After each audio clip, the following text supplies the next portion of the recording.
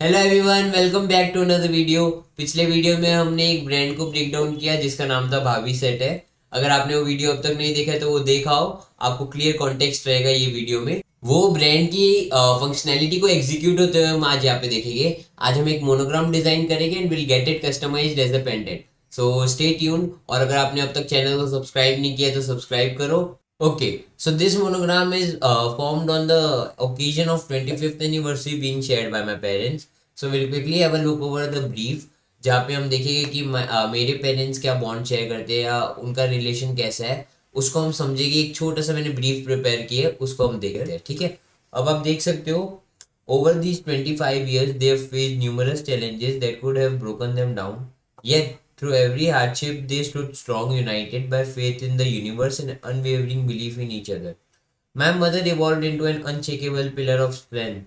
Despite the storms, she remained resilient, providing stability for the entire family and nurturing her children with unconditional love.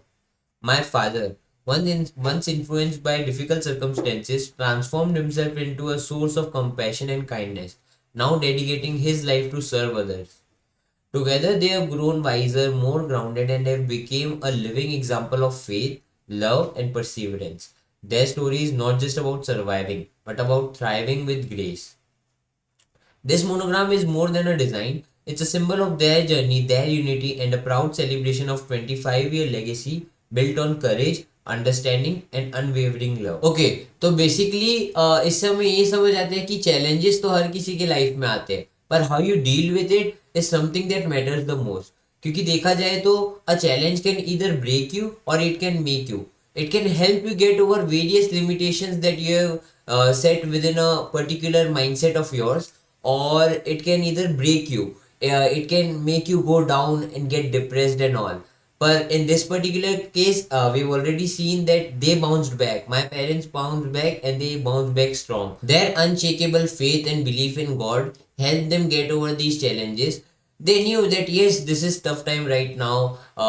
This is the period where things might go down, but yes, eventually we'll bounce back, we'll get over it. They were, pretty much aware of it. They had this belief.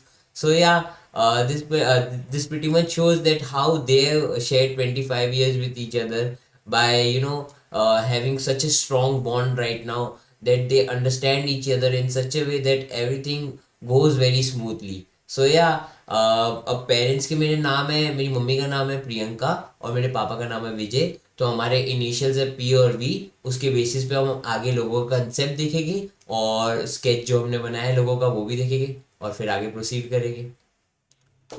Okay, now we'll quickly understand the concept behind the logo. You might be wondering why have I chose a ribbon-like structure over here?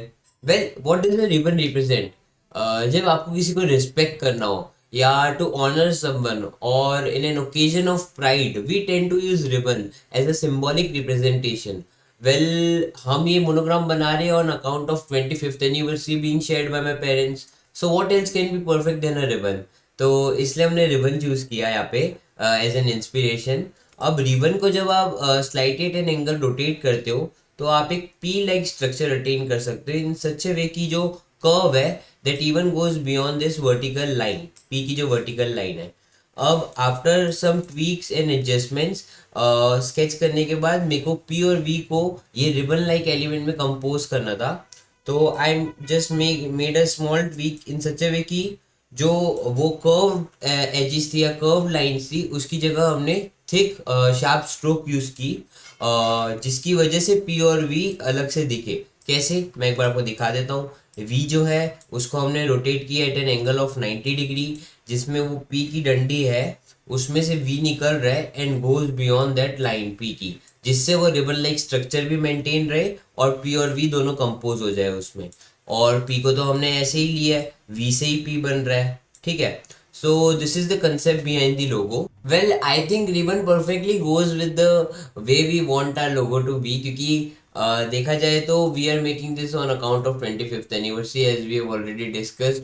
25 years is not a joke. Well, they have learned a lot, evolved a lot over through years, through all the challenges they have faced. As we have seen in the story, how my mom have become very resilient, persevere, even my father, and how compassionate he have become. So this is the time of celebration. This is something to be something to take pride in for the legacy they have created for past 25 years to now. So yeah, I think this perfectly goes and resembles with the situation. What are your thoughts on it? I really like to know. Please let me know in the comment section, and now we'll proceed further. Okay, as discussed earlier we want to get it customised as a pendant. तो फिर हमने उसका sketched version हमारे सामने ये रहा। अब हम इसका एक मॉकअप बनाएंगे जहाँ पे हम इसमें डेप्थ ऐड करेंगे कि वो कैसा लग सकता है। एक प्रीव्यू मिलेगा हमको कि जब हम सच्ची में कस्टमाइज करवाएंगे तो वो कैसा लगेगा। तो we could have add a bevel effect and you know all the texture and gold और सिल्वर इफेक्ट टू इट, पर वो एकदम प्रिसाइज या फिर वो नहीं लगता। तो इसलिए हमने उसके लिए एक मॉकअप टेक्स्ट का एक मॉकअप चूज करना ज़्यादा प्रेफरेबल रखा। तो हियर इट इज, ऐसा कुछ आया हमारा फाइनल आउटकम। मतलब एक रॉ है वैसे तो, ये देखा जाए तो एक मतलब प्रीव्यू है उसका कि कैसा बना सकते हैं हम, एक idea.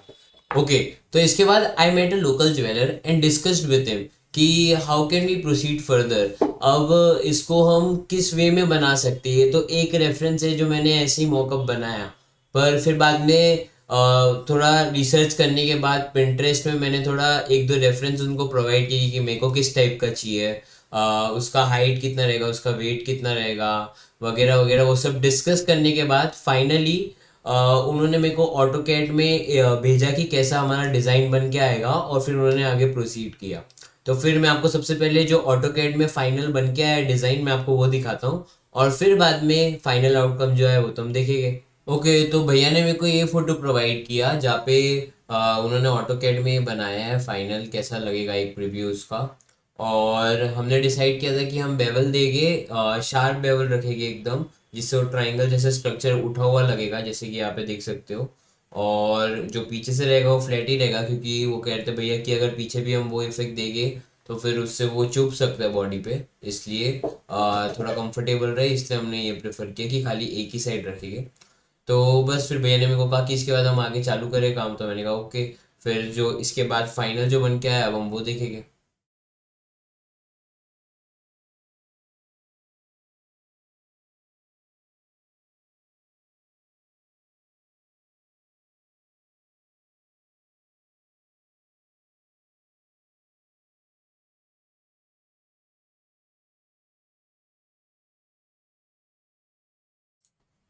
So yeah, here comes the end of the video.